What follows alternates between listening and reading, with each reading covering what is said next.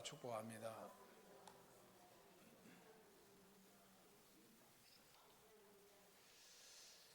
흔히들 현대인들은 역사상 가장 고독한 존재라고 말합니다.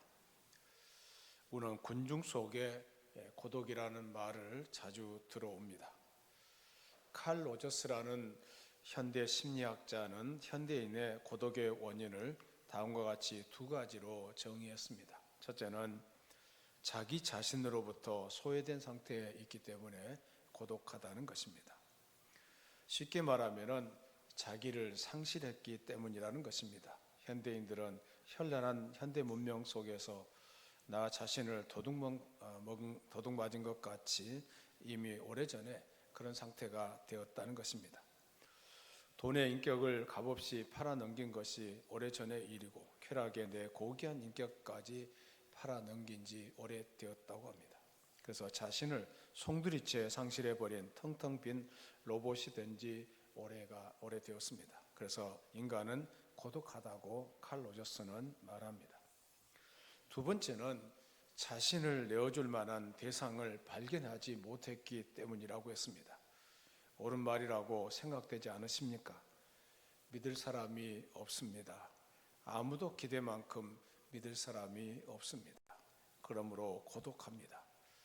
사람이 사람답게 살아보려면 내 생명을 주고도 아깝지 않은 어떤 대상을 찾을 때만이 가능합니다. 그때만이 참으로 고독하지 않을 수가 있고 그때만이 날마다 삶의 의욕을 가지고 활활 타오를 수 있는데 나를 송두리째 바칠 만한 대상이 없다는 것입니다. 그러므로 인간은 고독을 느낄 수밖에 없다고 말했습니다. 그래서 철저하게 개인주의의 울타리는 더 높이 자리 잡고 있습니다. 그렇게 살기 좋다는 유럽의 현실을 보면은 최근의 통계에 의하면은 고독을 이기지 못하는 사람이 10명 중에 1명이라고 합니다. 파스칼이 말한 대로 인간에게는 절대 공간이 있는데 이 절대 공간은 하나님에 의해서만 채워줄 수 있습니다. 어거스틴은 말하기를 내가 당신 앞에 돌아올 때까지 참 평안은 없었나이다. 예수님에게 돌아올 때까지 마음에 평안이 없었다고 했습니다. 예수님은 말씀하셨습니다. 내가 곧 길이요 진리요 생명이니 나로 말미암지 않고는 아버지께로 올 자가 없느니라 라고 말씀하셨습니다. 오늘 고독한 현대인들에게 길을 잃고 방황하는 현대인들에게 우리가 알고 있는 구원의 길, 우리가 소유한 영생의 길을 알려줘야 합니다. 오늘 본문을 중심으로 해서 너는 말씀을 전파하라 라는 제목으로 은혜를 나누고자 합니다. 오늘 1절 말씀에 보면은 어미 명하노니라는 말씀이 있는데 1절을 같이 읽습니다. 1절입니다. 시작. 하나님 앞과 살아있는 자와 죽은 자를 심판하실 그리스도 예수 앞에서 그가 나타나실 것과 그의 나라를 두고 어미 명하노니. 어미 명한다. 아주 간절하게 명한다는 것을 말씀하고 있습니다. 너에게 부탁한다는 이런 말이 아닙니다. 엄하게 명령한다. 엄하게 명령한다. 이 편지를 쓰고 있습니다. 여러분, 우리가 어떤 사람에게 무엇을 부탁할 때 부탁하는 방법이 아주 다양할 수 있습니다. 내가 어려운 입장에서 상대방에게 무언가를 청탁하는 방법이 있는데 그럴 때는 이런저런 것을 좀 들어주십시오. 혹은 돈을 좀 빌려주십시오. 우리 집 아이를 잘 돌봐주십시오. 이 문제 좀 해결해 주십시오. 이런저런 식으로 부탁의 말을 할 수가 있습니다. 그러나 어떤 사람이 다른 사람을 대상으로 하는 가장 큰 당부의 말은 마지막 숨을 거두면서 하는 유언일 것입니다. 내 생의 마지막 시험에 남아있는 가족이나 어떤 사람에게 마지막 남기는 유언의 말이 이 세상을 살아가면서 한평생에 했던 말 가운데 가장 의미 있고 가장 간결하고 가장 깊은 뜻을 가진 말이라고 할 수 있습니다. 그래서 말 안 듣기로 유명했던 청개구리 아들도 어머니의 유언은 그대로 지켰다는 동화가 있지 않습니까? 그래서 유언은 반드시 지킨다는 것입니다. 그런데 오늘 사도 바울은 자기 사랑하는 믿음의 아들 디모데에게 그런 유언적인 말을 하고 있습니다. 디모데후서는 사도 바울의 마지막 서신서이기 때문에 디모데후서는 이 사도 바울의 유언이라고 말할 수 있습니다. 내가 너에게 엄히 명한다. 디모데야, 너는 때를 얻든지 못 얻든지 복음을 증거하라고 말씀하고 있습니다. 여러분, 이 세상에 교회가 왜 존재하느냐 묻는다면 여러분은 무엇이라고 대답하시겠습니까? 세상에 많은 사람들이 이 세상에 교회가 존재하는 의미를 곡해하는 경우들이 많습니다. 물론 교회의 존재 의미는 여러 가지가 있을 수 있습니다. 그렇지만은 가장 본질적인 교회의 존재의 의미는 복음 전도를 위한 공동체라는 것입니다. 물론 교회가 예배 공동체의 역할을 해야 하기도 하고 친교 공동체로서의 역할도 해야 되고 봉사 공동체로서의 역할도 들어있지만은 가장 근본적이고 근본적인 교회 사명은 복음 전도에 있다는 사실을 잊어서는 안 됩니다. 예수님의 유언적인 명령, 지상 명령이 바로 복음 전도였습니다. 그런데 교회가 복음 전도에 소홀히 하고 예수 믿는 사람들이 복음 전도를 소홀히 한다면 그것은 올바른 교회도 올바른 신앙인이라고 할 수도 없는 것입니다. 여러분, 초대교회가 그렇게 날물로 부흥하고 성장했던 가장 큰 이유가 무엇입니까? 그들은 집에 있든지 성전에 있든지 예수 그리스도라는 사실을 가르치고 전도하는 일에 최선을 다했기 때문에 초대교회가 그렇게 힘있게 능력 있는 교회가 될 수 있었던 것입니다. 또한 초대교회는 예수님의 지상 명령을 직접 받았던 사도들이 이끌어가는 교회였기 때문에 굉장히 현실감 있는, 현장감 있는 복음 전도를 했다는 것입니다. 독일의 마르틴 니물러 목사님은 이런 말을 했습니다. 전도하지 않는 그리스도인은 진정한 그리스도인이 아니고 전도하지 않은 교회는 진정한 교회가 아니다라는 말을 했습니다. 왜 이분이 이런 말을 했는가 하면은 사실 이분의 인생을 한평생 투정의 삶을 살았던 사람을 살았습니다. 1차 대전 때는 잠수함의 함장이었고 그리고 늦게 신학을 공부해서 목사가 되고 2차 대전 때는 나치 운동, 이 반나치 운동, 반 히틀러 운동을 전개하면서 어려움도 굉장히 많이 겪었던 사람입니다. 그리고 60년대, 70년대, 80년대를 거치면서 이분은 독일의 반핵 운동의 중심에 항상 서 있었습니다. 그런데 이분이 대사회적, 정치적인 운동을 했지만은 교회의 본질과 그리스도인의 가장 중심적인 사명은 복음 전도해야 된다는 체험적인 고백이었습니다. 이분이 2차 세계대전이 끝나고 난 뒤에 하루는 꿈을 꾸었는데 천국문 앞에 많은 사람들이 심판을 기다리고 있었습니다. 하나님의 사자가 어떤 사람에게 이렇게 추궁했습니다. 당신은 왜 예수를 믿지 않았느냐? 그러자 그 사람이 아주 꼿꼿하게 서서 나에게 아무도 예수 믿으라는 사람이 없었기 때문에 예수를 안 믿었다고 막 고함을 지르면서 항변하는 모습이 보였습니다. 그런데 그 사람이 고개를 힐끗 돌리는데 뒤에서 보니까 그 사람은 다름 아닌 600만 명의 유대인을 처형했던 히틀러였습니다. 그래서 깜짝 놀라서 잠에 깨었습니다. 그 꿈을 통해서 마르틴 니밀러 목사님은 하나님 앞에 크게 회개했다고 합니다. 지금 자기들은 지금까지 히틀러를 권좌해서 물러나게 하기 위해서 반나치 운동, 반히틀러 운동을 전개했고 히틀러 암살 운동을 펼치기도 했지만은 진정 히틀러를 위해서 기도하고 히틀러에게 복음 전하는 일에는 무관심했다는 것입니다. 그것이 바로 독일이 이렇게 큰 역사의 죄를 짓고 소용돌이 속에서 빠져들게 되었다는 것을 알게 되었다는 것입니다. 만약 전 독일 교회가 히틀러 영혼을 위해서 기도했었다면 어떻게 되었을까 하는 반성적인 질문을 했다고 합니다. 여러분, 우리들은 이 사람은 예수 안 믿을 사람, 저 사람은 예수 믿을 사람 이렇게 나누어서 생각하고 한두 번 전도해보고는 너무 쉽게 포기합니다. 심지어 어떤 경우에는 전도도 해보지 않고 전도하기를 포기하는 경우도 있습니다. 오늘 많은 교회들이 사회적인 문제에만 지나친 관심을 기울이는 경향이 있습니다. 남북의 문제, 통일 문제, 지금은 좌우의 문제로 얼마나 문제가 많습니까? 근데 그보다도 더 우선적이고 급한 일은 바로 한 영혼을 그리스도 앞으로 인도하는 복음 전도라는 사실을 잊어서는 안 됩니다. 때를 얻든지 못 얻든지 항상 힘쓰라고 했는데 2절 말씀을 같이 읽겠습니다. 2절입니다. 시작. 너는 말씀을 전파하라. 때를 얻든지 못 얻든지 항상 힘쓰라. 범사의 오래 참음과 가르침으로 경책하며 경계하며 권하라. 바울은 로마에서 순교당하기 직전에 디모데에게 편지를 쓰면서 디모데야 이러해라 저거해라 하기보다는 가장 중요한 것, 때를 얻든지 못 얻든지 말씀을 전파하라는 유언적인 부탁을 하고 있습니다. 여러분, 바울은 너는 말씀을 전파하라, 때를 얻든지 못 얻든지 항상 힘쓰라고 권면하고 있습니다. 말씀을 전파할 때 그냥 형식적으로 한두 번 해보는 것이 아니고 최선을 다해서 복음을 전해야 한다는 것입니다. 언제 복음을 전해야 합니까? 우리에게 때가 주어질 때 전해야 합니다.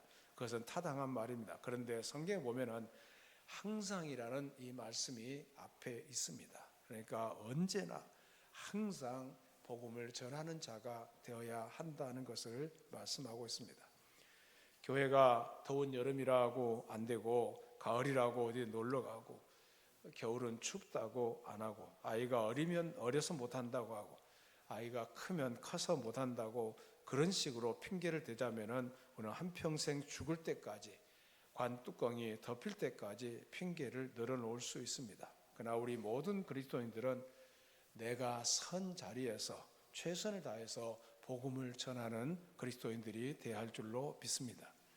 내가 항상 힘써 내 목숨이 끝나는 날까지 복음 전도를 위해서 항상 힘쓰는 사람들이 되어야 한다는 것입니다.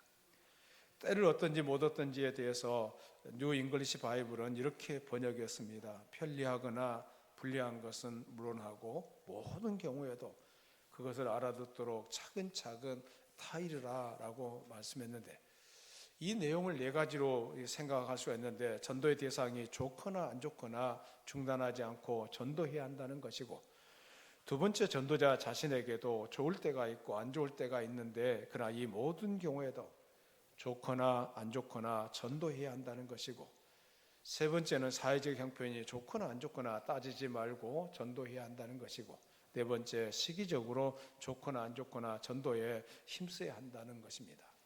여러분, 우리 늘푸른교회는 전도하는 교회가 되어야 할 줄로 믿습니다. 어느 교회 여자 집사님이 전도 한번 제대로 하지 않다가 어느 날 하나님께로부터 큰 은혜를 받았습니다. 그래서 용기를 내서 먼저 교회 입구에 위치한 약국에 들어가면서 예수님을 믿으세요 라고 전도지를 나누어 주었습니다. 그러자 갑자기 약사가 화를 내면서 이렇게 말했습니다. 여보시오, 내가 이곳에서 약국을 차린 지 10년이 넘었어. 그러나 당신네들은 일요일마다 우리 집을 지나서 교회를 가면서도 한 사람도 나에게 교회를 나오나 예수님을 믿자고 하는 사람이 없었어. 당신들이 믿는 예수는 그렇게 가치가 없는 분이요? 라고 질문했습니다. 전도하던 여집사님은 너무나도 부끄러워서 얼굴이 홍당무가 되었다고 합니다. 그 후에 그 약사는 예수님을 믿기 시작했다고 합니다. 그 교회와 그 교인들은 성도의 의무를 다하지 못하는 직무유기죄를 저지르고 있었던 것입니다. 어떤 방법으로든지 말씀을 전해야 합니다. 2절 하반절에 오면은 범사의 오래 참음과 가르침과 경책과 경계하며 권하라라는 말씀이 있습니다. 이 경책하라는 이 말씀은 꾸짖으라는 것입니다. 죄를 꾸짖는 것은 전도자의 제1 목표입니다. 목사님 한 분이 교회에 새로 부임하면서 성도들의 가정을 신방하고 있었습니다. 한 번은 그 지방에서 이름 있는 집안을 신방하게 되었다고 합니다. 부인은 교회에 나오지만은 남편은 교회를 나오지 않았습니다. 남편은 교만했고 만나자마자 자기의 자랑만 늘어놓았습니다. 2층으로 가자고 하더니 창문을 열어놓고 저 앞에 보이는 토지 7만 평이 자기의 소유라고 자랑이 대단했습니다. 6남매 중에 큰아들은 고등고시에 합격했고 둘째 아들은 작년에 대학을 졸업하고 자기가 경영하고 있는 공장의 전무이사로 있다고 자랑했습니다. 목사님이 한참 그 자랑을 듣고 있다가 말했습니다. 선생님, 세상 것을 많이 소유하셨군요. 그러나 이제는 위의 것을 소유해야 하지요. 교회에 나오십시오라고 말했습니다. 그러자 그 부자가 대답하기를, 교회야 무식한 자들이나 가는 곳이지 것이지 않소. 위에 있는 것은 천문학자나 바라보며 찾는 곳이 아닌가 합니다 라고 말했다고 합니다. 그런데 이 부자는 한 달 후에 간암에 걸린 것이 나타나 3개월간 대학병원에서 수술을 받았지만은 결국 세상을 떠나고 말았습니다. 죽는 순간에 목사님께서 방문했는데 허무하다, 허무하다, 허무하다 3마디를 남기고 세상을 떠났다고 합니다. 하나님 앞에서 교만한 자들에게 경책하라고 말씀하고 있습니다. 또 경계하라는 말씀이 있는데 이것은 처벌이나 해결의 의도로 잘 권하여 회개하여 악이나 죄를 저지른 것을 해결짓게 한다는 뜻입니다. 죄를 책망하는 전도자의 의도는 어디까지나 그 죄를 회개하고 죄 문제를 완전히 해결시킴에 있어서 시킴에 있다는 것을 명심해야 합니다. 또 공고하라는 말씀도 있는데 이 말은 위로한다, 변호한다라는 말입니다. 그러므로 전도자는 친밀하고 다정해야 한다는 것을 말씀하고 있습니다. 그래서 전도자의 태도는 범사에 오래 참음과 가르침으로 해야 한다는 것을 말씀하고 있습니다. 전도자가 모든 일에 인내심이 없이 성급하게 사람을 다루었을 때, 그러다 보면 혈기를 부릴 때에는 덕을 세우지 못해서 결과적으로 복음을 전하기 어렵습니다. 전도자는 인내할 때 하나님께서 뒷받침해 주시고 복음적인 가르침으로 전도할 때 성령께서 역사해 주실 줄로 믿습니다. 그런데 전도자가 사는 이 시대, 우리 시대를 어떻게 묘사하고 있는지를 알 수가 있습니다. 오늘 3절 4절 말씀을 같이 읽겠습니다. 3절 4절은 시작. 때가 이르리니 사람이 바른 교훈을 받지 아니하며 귀가 가려워서 자기의 사욕을 따를 스승을 많이 두고 또 그 길을 진리에서 돌이켜 허탄한 이야기를 따르리라. 이 말씀을 공동 번역으로 읽어드리겠습니다. 때가 이르면 사람들이 건전한 교훈을 받으려 하지 않고 길을 즐겁게 하는 말을 들으려고 자기네 욕심에 맞추어 스승을 모아 드릴 것입니다. 그들은 진리를 듣지 않고 꾸민 이야기에 귀를 기울일 것입니다. 우리가 복음을 전할 때 전해야 할 대상인 우리 동시대 사람들은 바로 이런 모습이 아닌가 생각됩니다. 바른 교훈을 받으려고 하지 않습니다. 귀가 가려워서 자기의 사욕을 따를 스승을 많이 둔다고 했고 자기에게 바른 말이나 진리의 말을 하는 사람에게 무관심하다는 것입니다. 그래서 지금 우리나라가 지금 이 정치 문제로 얼마나 시끄럽습니까? 좌파냐 우파냐. 그래서 어떤 분은 목사님은 무슨 파입니까? 자꾸 물어보는 사람도 있는데 저는 무슨 파냐면은 예수님 파입니다. 예수 믿는 사람이에요. 어떤 말을 하든지 간에 바른 말일 때는 귀를 기울여야 됩니다. 잘못된 것은 회개하고 돌이켜야 되죠. 그래서 자꾸 교회 안에서 네 파냐 내 파냐 이런 얘기 하지 마세요. 하지 마시고 우리가 예수님 안에서 하나가 될 수, 성령 안에서 하나 될 수 있도록 기도해야 되고 다음 주 금요일쯤에는 탄핵 결론이 난다고 합니다. 탄핵 심판에 대한 결론이 난다고 하는데 그 후에도 이제 헌법재판소 주변에 얼마나 이제 담장을 치고 철조망으로 가리고 쳐들어오지 못하게 하고 그리고 지금은 재판관들의 이름까지 다 검색해가지고 재판관 그 앞에까지 와서 해코지하려고 한다는 얘기도 들려와요. 정말 어려운 시대에 살고 있어요. 자기 듣고 싶은 말만 들어요. 듣고 싶은 얘기만 들으려고 해요. 성경 말씀이잖아요. 우리가 전도해야 할 대상, 우리가 전해야 할 대상들이 복음의 말을 들어야 되는데 자기가 듣고 싶은 말만은 듣습니다. 그래서 요즘 세태를 반영하는 2가지 단어가 있다고 하는데 그 하나는 너나 잘하세요. 그리고 또 하나 더 나아가서 됐거든. 내 신경 쓰지 마라. 너만 잘하면 돼. 이런 거 이런 얘기. 남의 일이 뭘 하든지 간에 간섭하지 마라. 그래서 요즘에는 유튜브를 통해 들어오면은 한쪽에 귀를 기울이면은 그쪽 얘기만 계속 떠요. AI가 이제 검색해서 그쪽 얘기만 들려와요. 그럼 그 얘기만 듣게 됩니다. 여러분 이제 균형을 잘 잡아서 옳은 말은 옳게 받아들여야 되고 잘못된 것에 대해서는 단호하게 책망하는 그런 모습이 되어야 할 줄로 믿습니다. 오늘 현대인들이 얼마나 허탄한 얘기에 관심이 많습니까? 진리의 말씀에 관심을 기울이는 것이 아닙니다. 여성 잡지를 한번 보세요. 무엇에 관심 있는지를 살펴보십시오. 다이어트나 탤런트, 가수들의 일상사에 대한 잡다한 얘기가 들어있고, 요즘에는 이제 유모차가 지나가면은 아이가 타고 있나 개가 타고 있나, 역시 보면은 개가 타고 있어요. 개모차가 지나다니는 것을 여러분도 자주 보실 것입니다. 남성들도 마찬가지입니다. 남성들이 읽는 월간 잡지나 주간 잡지를 보면은 오늘날 현대인들의 관심거리가 무엇인지를 정확하게 잡지에서 발견할 수가 있습니다. 진리에서 돌이켜 허탄한 얘기를 따른다라고 말씀하고 있습니다. 현대인들은 복음보다도 귀를 즐겁게 하는 지식의 소리를 들으려고 스승을 찾아다닙니다. 인간의 감각을 즐겁게 하고 흥미롭게 하는 꾸민 얘기에 사로잡혀 있습니다.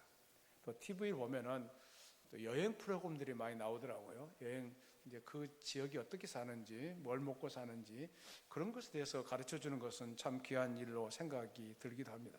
그런데 보면은 맨날 즐거운 얘기, 꾸미는 얘기들이 참 많잖아요. 그런 얘기에 사로잡혀 있다는 것을 참고해야 합니다. 사람들은 그러한 소리에 익숙하고 있어 복음을 받아들이려고 하질 않습니다.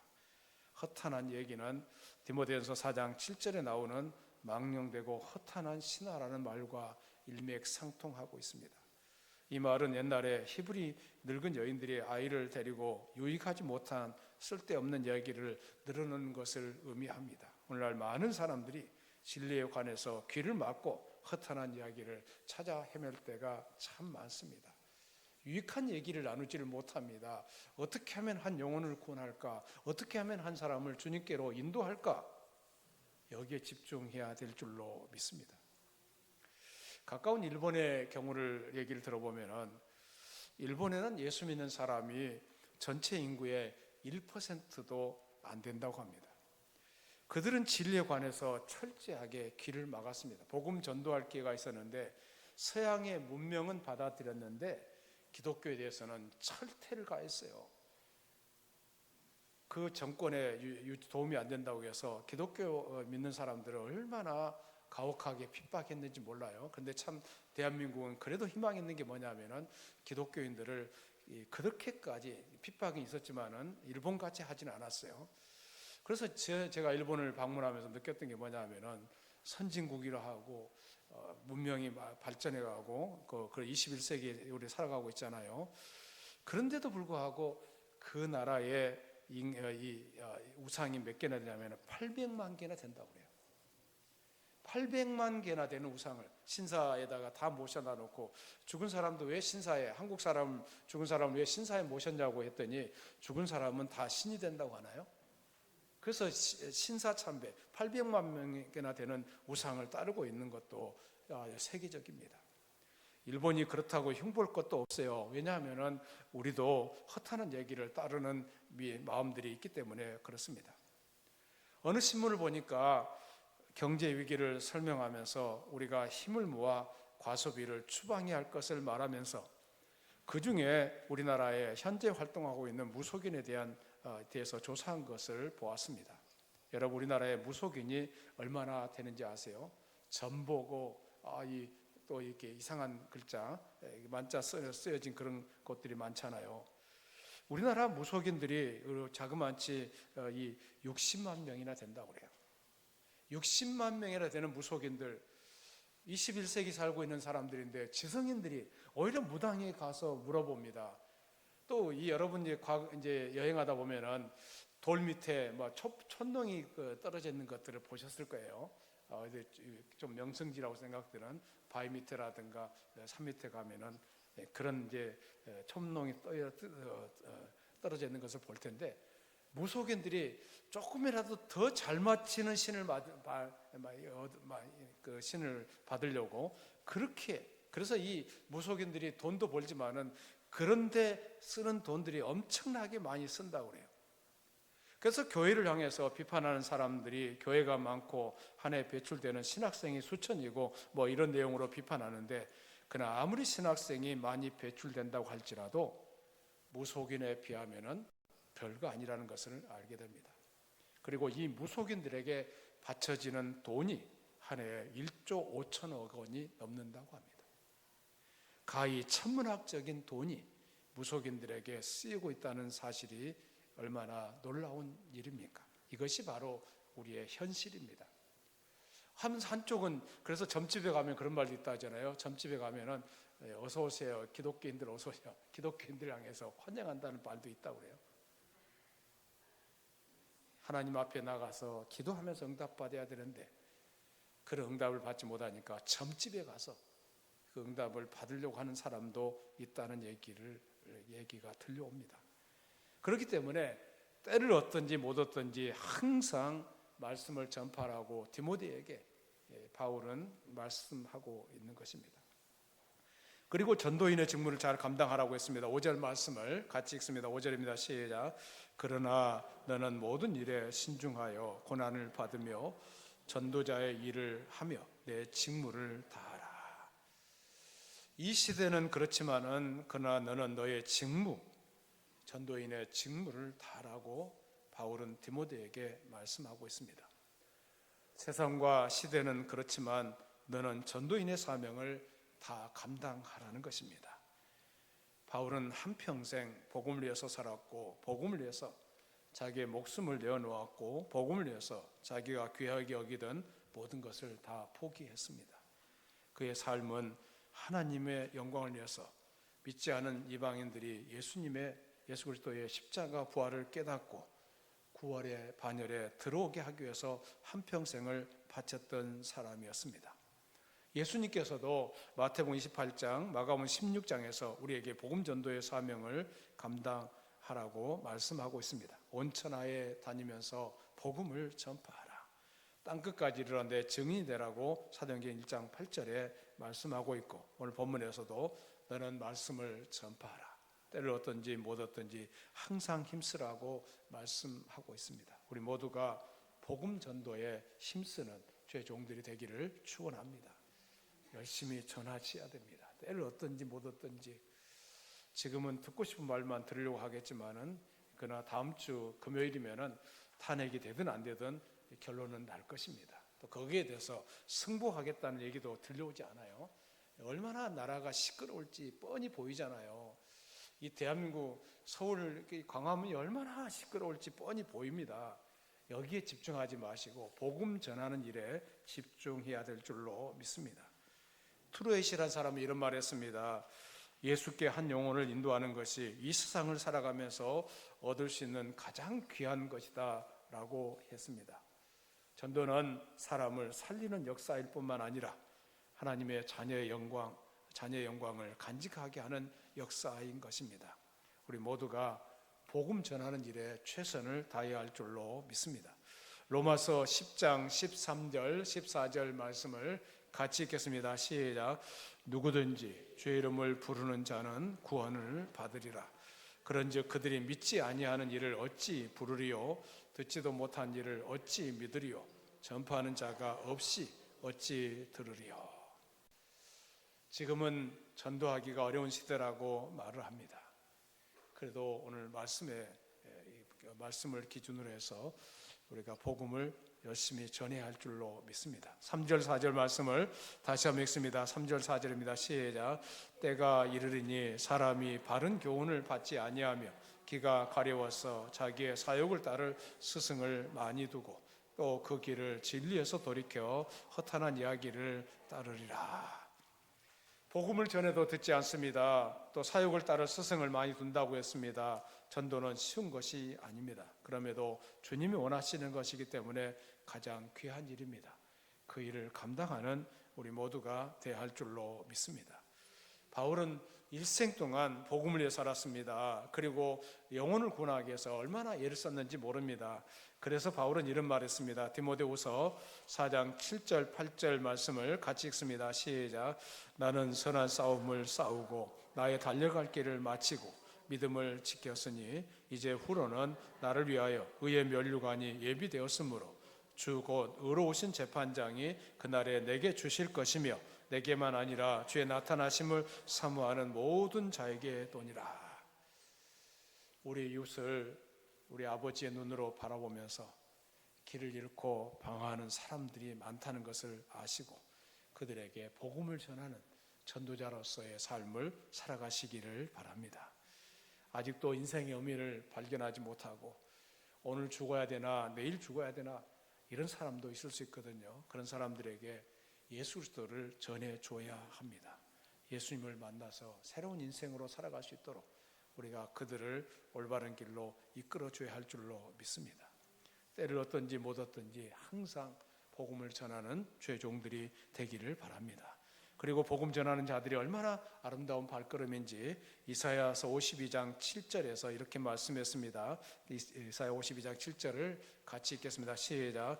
좋은 소식을 전하며 평화를 공포하며 복된 소식을 가져오며 구원을 공포하며 시온을 향하여 이르기를 내 하나님이 통치하신다 하는 자의 산을 넘는 발이 어찌 그리 아름다운가.